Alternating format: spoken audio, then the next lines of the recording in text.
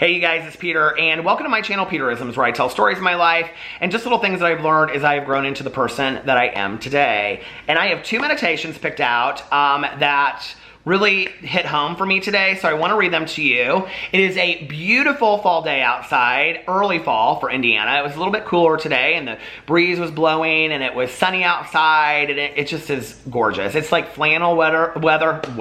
It's like flannel weather, but with like jean shorts, you know what I mean? And a coffee, and an iced coffee though. So anyway, I want to read the meditations to you. You know, I haven't said this on here for a while, but it's something that I truly believe that, you know, in life we're presented lessons. And one of the meditations that I'm going to talk about today is specifically about lessons. But I used to say this a lot on my channel. I would say, you know, that life is like a school that we never graduate from. That we're presented lessons in life, and once you master that lesson, or when you learn that lesson, then you kind of graduate to the next class, if that makes sense, or the next level, so to speak. But you never graduate, right? Like, we never get out of school. We never graduate from this completely. It's like we just learn a lesson, move on, learn a lesson, move on. Many of us have to stay on the same lesson for a long time because we are stagnant or we're stuck, you know? And it's interesting because often in life, you know, I'll be presented with people and I'll see, I'll be like, oh wow, they're like really stuck. Like they're stuck in anger, or they're stuck in resentment, right? Or they're not willing to learn the lesson. Have you ever seen somebody like that? Well, let me tell you why they're there. They're there because they're a mirror for you. So if somebody is like that in my life, because really at the end of the day, no matter what somebody else does, no matter what somebody else says, no matter how angry they've made me or whatever, the lesson always comes back to me. The lesson is always about me. It has nothing to do with them. They are just there to present the lesson to me. And when I talk to my sponsor on the phone, or, you know, somebody in sobriety, my best friend or whatever, but typically my sponsor, you know, she'll say to me, you know, what is your part in this? What's the lesson for you? What's the opportunity for growth here, you know? So I think it's important when we're looking at lessons in life, or we're comparing ourselves to other people, or we're judging other people, or whatever we're doing, that we're looking at that mirror as well and saying to ourselves, okay, so what am I stuck on? Or what am I refusing to look at right now in my life that I need to look at, you know? The last year has been an interesting grade for me to be in, so to speak. You know, when I think about lessons in my life, you know, that I have learned from, and, you know, things that I've learned along the way. And I'm a big believer, like the book, you know, by Dr. Sheree Scott, If Life Were a Game, These Are the Rules, that lessons are repeated until they are learned. And unfortunately, or fortunately, I don't know, I've had a lot of lessons in my life that have been repeated over and over and over again. Why? Because I refuse to learn them. And typically at the time that I'm refusing to learn them is when somebody else in my life is presented to me that has the exact same learning experience, but they're not learning it, and I can go, oh. What happens though typically is I go, oh, and then I judge, right? Instead of taking a look at myself. The last year, I have really focused on myself and the lessons that I need to learn, and looking at things that are coming into my life. You know, I'm not like, and saying to myself, why is this presented to me? Like, why is this being presented to me in the way that it is? Is there something that I need to learn from this? Who do I choose to be when I wake up this morning? Every day that I wake up, I am offered, you know, a moment. Well, throughout the day, I'm offered moments, but I take that time and that reflection in the morning to say, who do I want to be today? Okay. You know, am I going to be open to the lesson? Am I going to be kind and compassionate? Am I going to be, you know, focused on my serenity and peace? Am I going to allow somebody to take that from me easily today? What am I going to choose to do and how I handle situations today? Who do I want to be? And I ask myself that every morning in reflection and prayer and meditation. I didn't used to do that. And that 5 or 10 minutes has made a vital difference in my life. A vital difference in my life. And so, you know, I suggest you try it for a while and see. You don't have to really believe in a higher power. You can believe in the wind or the universe or whatever, but even just taking out some time and doing that. The other thing that's been extremely valuable to me in the last year is doing inventory. When we talk about inventory, you know, I talk a lot about it in here in reference to 12-step programs and things like that. But, you know, anybody can do inventory. And inventory is basically just taking stock of your life as if it were a store. You know, what things are still useful that you have there? What things have no point? You know, what things are not sellable? What things are just, there's no reason for you to even have in the store? Does that make sense? It's like taking stock in a store. And you make a list of this, and whether that's people or whether that's things, you know, that you have that you need to get rid of. It could be anything, right? And then you need to get rid of the things that are no longer useful to you, and you need to keep the things that are good, and then you need to maybe invest in some new things, new people, okay, that are going to be more helpful to you.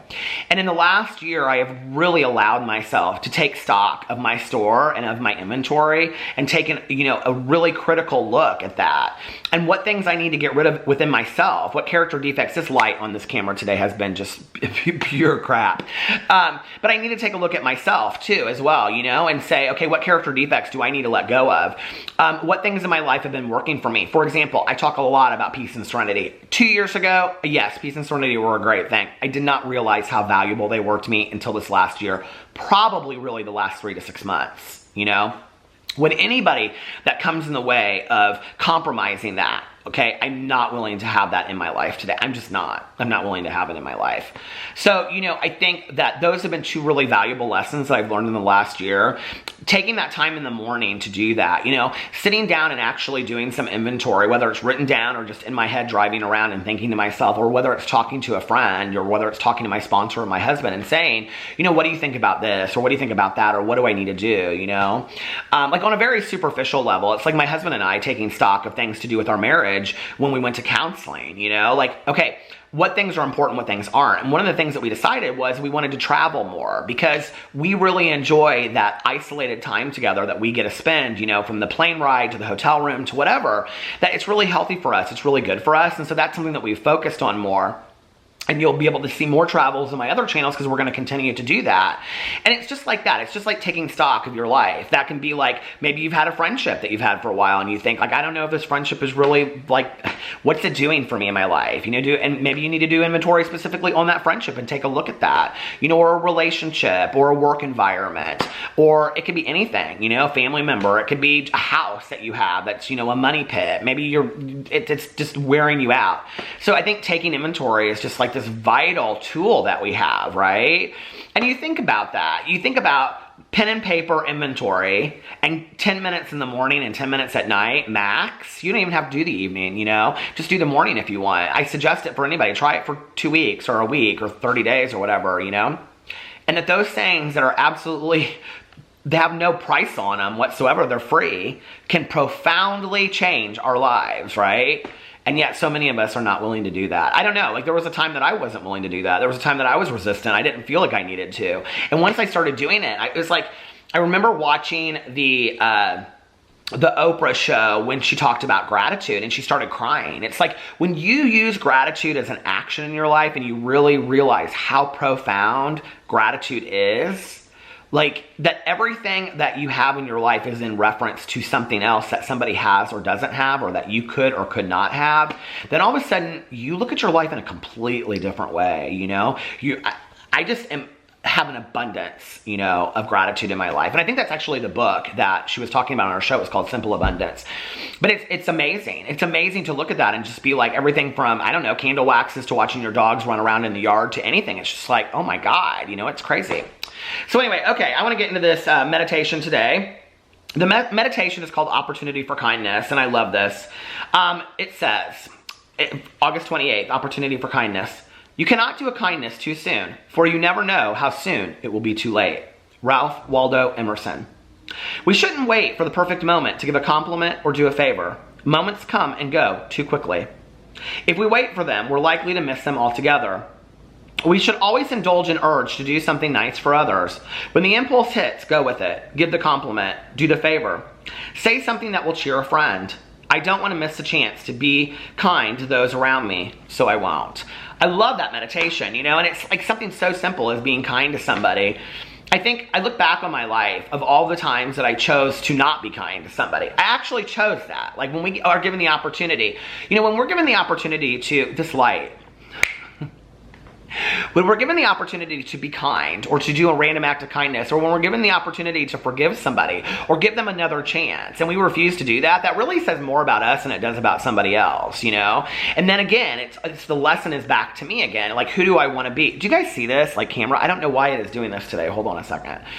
But then, you know, like, it's back to me again. And the lesson's like, why am I refusing to do that? Why am I so angry and bitter and miserable that, like, that's who I am? Like, I don't want to be that person. You know what I mean? Like, I just don't want to be that person. So I think it's, you know, a great lesson for me every day is to ask myself, who do I want? Do I want to be a kind person today? I know it sounds silly, right? It sounds absolutely silly that we would even have to ask ourselves that question. But there's been a lot of moments that I'm not proud of that I haven't been kind to other people. And I wish I had been more kind in my life, you know? And I think the more I practice it, this light, I'm sorry you guys, but the more I practice it, the more it just becomes second nature, you know? The more it just becomes part of who I am on a regular basis to just be a kind person. And I think that's with anything, you know? I don't know that, like, you know, I'm somebody that sees the glass as half empty instead of half full. That's been something I've had to really work on. Gratitude is a tool that's got me there, you know? Practicing kindness on a daily basis, sooner or later I'll just become that person. And in the last year, I've worked really, really hard, you know? On holding on to my peace and serenity on a daily basis and not letting anything compromise that, as well as being a nicer person. You know, it really doesn't take that much work to do, you know, to be a nicer person. And I think sometimes it's not attractive to be a nice person. I think sometimes, you know, the people out there that, I don't know, come across as a little heartless, are more entertaining in the world, you know, not just on YouTube. I'm talking about just in the real world, you know.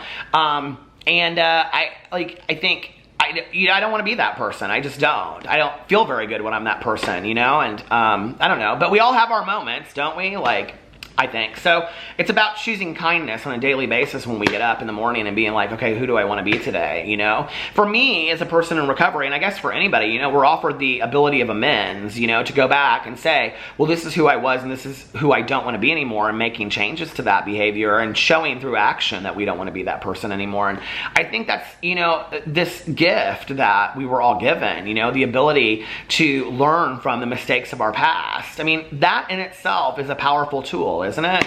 And whether or not we choose to do that, I think, is on ours. I mean, there have been things that it's taken years for me to learn the lesson, truly. I mean, I am no perfect example by any means, you know, and I'm continuing to learn things, you know. I mean, there probably have been moments in the last week or last month where I came across as, you know, kind of bitchy, so to speak, you know, and that I'm not proud of it. And then I have to, you know, like, figure out who I want to be and realign myself. And I can start my day over whenever I want. I don't have to continue to be that person, you know. So I don't know. Let me know what you think about that meditation. And choose kindness. Why wouldn't we? It's free. You know, we can do random acts of kindness to people. We can, you know, I don't know. Just, it's free. It's free to be nice to somebody, you know. And then the next meditation that I want to read is from Melody Beatty's Journey to the Heart. Somebody last night, I don't remember who it was, but somebody on my Instagram tagged me or mentioned me in their story. It was Creatures of the Night or something like that. I reposted it on my Instagram, and they showed that they had bought The Language of Letting Go, I think like at a thrift store or something, and they were real excited that they got it. You guys, this light is killing me. I'm sorry. It just keeps on going dark. I don't know why. But anyway, they bought Language to the Heart, and they were real excited about it. So, August 24th, the battery's about to die. I'm hoping I can get this done in time. August 24th, let the lesson reveal itself to you. What's the next lesson, I asked. If you knew what it was, you wouldn't need to learn it, he said. Often in the midst of a lesson or experience, we tighten our minds into knots trying to figure out what we're learning. What's coming next, what the lesson is really about. But if we knew what the lesson was about, we wouldn't need to be learning it. The learning we're doing on our spiritual path is often not possible from our heads or books. It's a process of discovery. It includes many twists, turns, surprises, and upsets, much confusion, wondering, and stumbling, until we reach a moment of clarity. To learn the lesson, we need to go through the experience. And usually we learn best when we're a bit vulnerable and uncertain about what we're learning. Trust that the lesson will reveal itself to you when it's time. Stay present for this moment. Let your experiences and guidance unfold. You're evolving and learning and growing right now. Let your experiences and guidance unfold. You're evolving and learning and growing right now. When the transformation is complete, you'll see what you've learned. Other people may be there to help us, teach us, guide us along our path, but the lesson to be learned is always ours. I love that. And you know, I I've been in the middle of a lesson before where I'm like, is the lesson over? I'm ready for the lesson to be over. Have you ever been there where you're like, okay, no more lessons, I need a breather, right? But life doesn't really work that way. And I really do think that, you know, like, sometimes it'll be 2 or 3 years down the road, 3 years down the road, and I look back and I think to myself, okay, now I get the lesson. Now I understand why those things happened to me, and I'm thankful for it. You know, it's why I am such a believer today in the Maya Angelou quote that when you're going through the biggest tragedy of your life, look up and say thank you, because you're about to learn the biggest lesson of your life. When I'm going through something today, and this is hard for me, okay? I'm not perfect in this whatsoever. But after I've complained and after everybody in my life has heard about it, I try to step back and say to my higher power, okay, I don't know why this is happening to me right now. I do not know why this is in my life, but I trust that you have a plan for me. I trust that there is something that is gonna reveal itself, that this is happening to me for a reason, and I have to believe in that, and I have to trust the journey. As much as I hate that saying, I have to trust the journey, because I believe in that. I believe in the journey, and I believe that things do have purpose and meaning to them. But sometimes it doesn't feel that way. So you have to hang on through the lesson. You have to experience it. Nobody else can experience that for you, you know?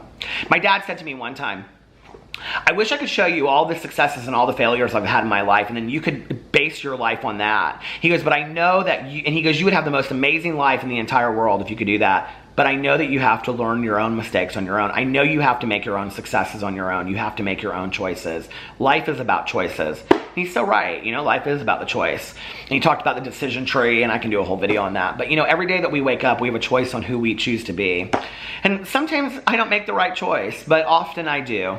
And, you know, and when I don't, I forgive myself, and I try to learn the lesson and move on.